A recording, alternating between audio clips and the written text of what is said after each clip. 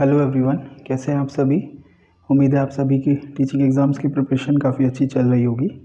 Exponential and logarithmic series पर मैं इससे पहले वो 2 वीडियो बना चुका हूँ। फर्स्ट वीडियो में मैंने एक्सपोनेंशियल सीरीज़ और उसके इंपॉर्टेंट क्वेश्चंस कराए थे। सेकंड वीडियो में लॉगरिथमिक सीरीज़ और उसके इंपॉर्टेंट क्वेश्चंस कराए थे। और ये थर्ड वीडियो है जो सबसे ज़्यादा इंपॉर्टेंट है एक्सपोनेंशियल एंड लॉगरिथमिक सीरीज़ में।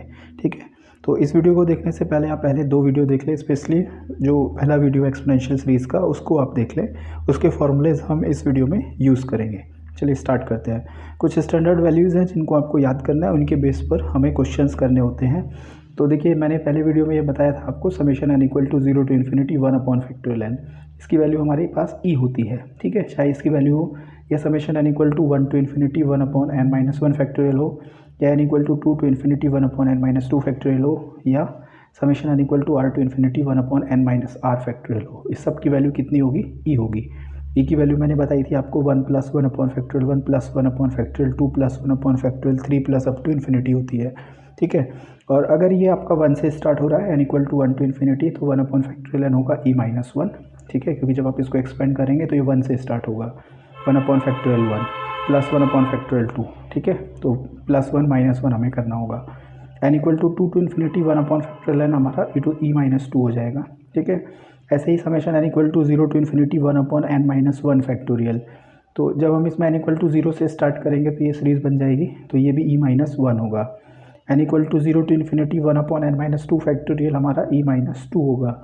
ये इसलिए लिखे हैं जिससे आपको एग्जाम में अगर समेशन फॉर्म में क्वेश्चन गिवन होगा तो आप डायरेक्ट आंसर लिख सके, और इन्हें हमें यूज़ भी करना है। ठीक है, तो देखिए उसके बाद मैंने यहाँ तक करा दिया था, यहाँ तक n equal to 0 to infinity 1 upon n plus 2 factorial e minus 2। n equal to 1 to infinity 1 upon n plus 1 factorial अगर निकालना चाहें तो n इक्वल टू 1 से पुट करिए, तो 1 upon factorial 2 plus 1 upon factorial 3 plus 1 upon factorial 4। तो ये कितना हो जाएगा?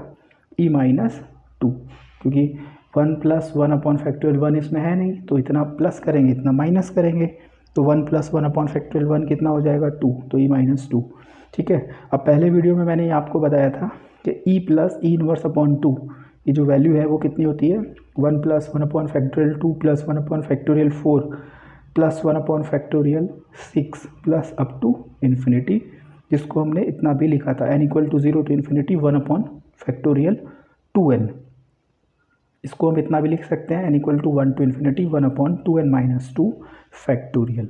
तो इसलिए पहले आप अगर चैनल पर नए हैं, पहली बार वीडियो देख रहे हैं, तो आप लेक्चर नंबर 1 को पहले आप देख लीजिए। उसका लिंक मैंने इस वीडियो के डिस्क्रिप्शन में दे दिया है। अगर आप नए हैं तो चैनल सब्सक्राइब कर लीजिए, वीडियो को शेयर कर लीजिए, लाइक कर दीजिए। ठीक है, तो जो 8 है वो हो जाएगा summation n equal to 1 to infinity 1 upon 2n minus 1 factorial. इसकी वैल्यू हमने बताई थी आपको 1 upon factorial 1 plus 1 upon factorial 3 plus 1 upon factorial 5 plus up to infinity होती है, और ये होता है e minus e inverse upon 2, और इसे हम इतना भी लिख सकते हैं summation n equal to 0 to infinity 1 upon 2n plus 1 factorial. अब इन सब के बेस पर 4 वैल्यू हम लोग कैलकुलेट करेंगे जो आपको याद रखनी है, और मैं ये बताऊंगा कि GIC 2017 में सीधा सीधा क्वेश्चन पूछा है। जैसे पहला summation n equal to 1 to infinity n upon factorial 1 n upon factorial n, इसकी वैल्यू अगर पूछता है, ठीक है, तो ये हमारे पास में कितनी होती है? e होती है, क्योंकि n इक्वल टू 1 से स्टार्ट करेंगे तो 1 upon factorial 1 plus 2 upon factorial 2 plus 3 upon factorial 3 plus 4 upon factorial 4, तो ये हमारा क्या हो जाएगा? e आपका हो जाएगा। ठीक है, तो ये e होगा, हाँ e होगा ये हमारा। ठीक है, तो अब हमें देखिए किस तरह से करना है इसको।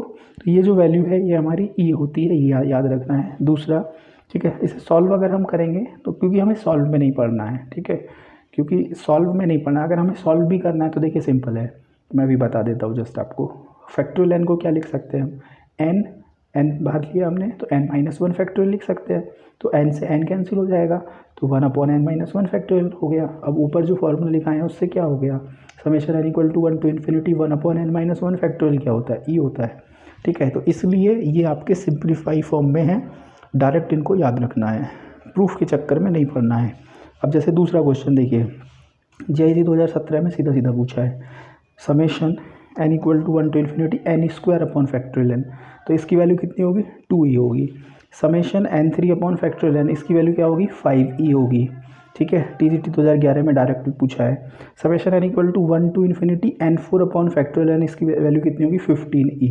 ठीक है, तो याद कर लीजिए, मैं याद करा देता हूँ आपको। Summation n equal to 1 to infinity n upon factorial n e होगा। Summation n equal to 1 to infinity n square upon factorial n 2e होगा। Summation n equal to 1 to infinity n3 upon factorial n 5e होगा। Summation n equal to 1 to infinity n4 upon factorial n कितना होगा 15e होगा। 4 value याद।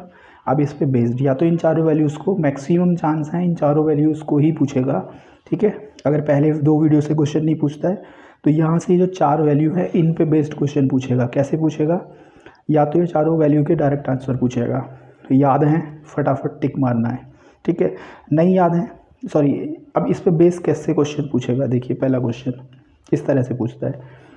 AIEEE 1996 पे पूछा है। Summation n equal to 0 to infinity n square minus n plus 1 upon factorial n, इसकी value पूछी है। हम क्या करेंगे, इसको सबके साथ सेपरेट कर लीजिए। Summation n equal to 0 to infinity n square upon factorial n minus summation n equal to 0 to infinity n upon factorial n plus summation n equal to 0 to infinity 1 upon factorial n। n square upon factorial n की value कितनी बताई अभी 2e। n upon factorial n की value कितनी बताई थी e। और n equal to 0 to infinity 1 upon factorial n सबसे ऊपर बताई थी e। तो कितना आंसर आ गया 2e। फिनिश। तो ऐसा क्वेश्चंस GIC में पूछा जाएगा। ठीक है, और दिखाता हूँ मैं आपको इस तरह के क्वेश्चंस।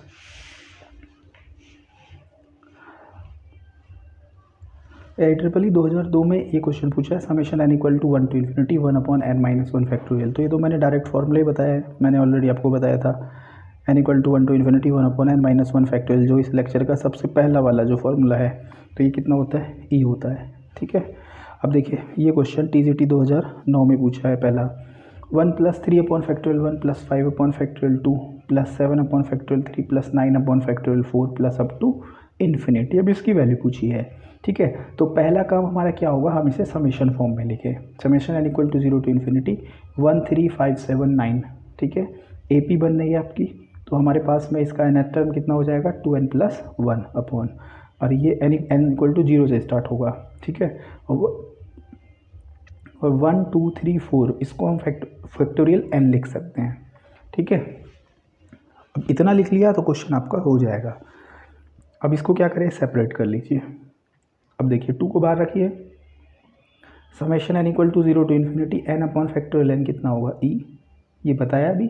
और 1 अपॉन फैक्टोरियल n क्या होता है, वो भी e होता है। तो इसका आंसर क्या आ गया 3e आ गया।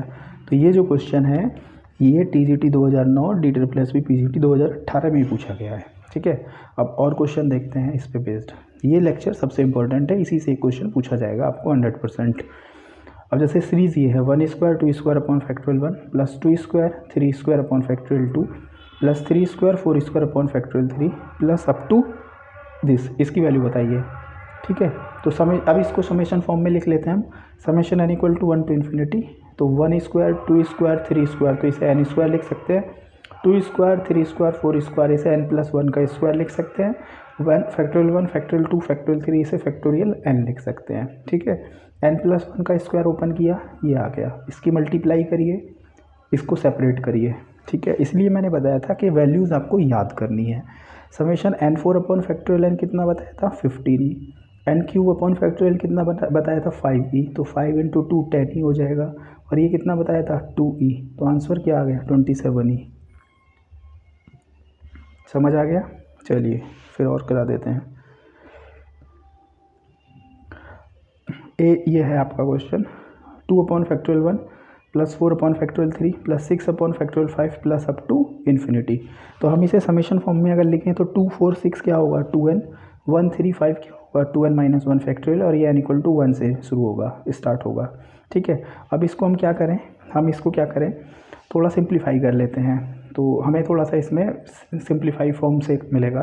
तो 2n माइनस 1 है, तो मैंने यहाँ माइनस 1 प्लस 1 किया, 2n माइनस 1 प्लस 1, फिर उसके बाद सेपरेट किया, सिंप्लीफाई किया, तो ये हमारे पास में ये आ जाएगा। ठीक है, तो इसमें ऊपर वाले फॉर्मूले नहीं लग रहे हैं, तो इसे सिंपल कर लेंगे।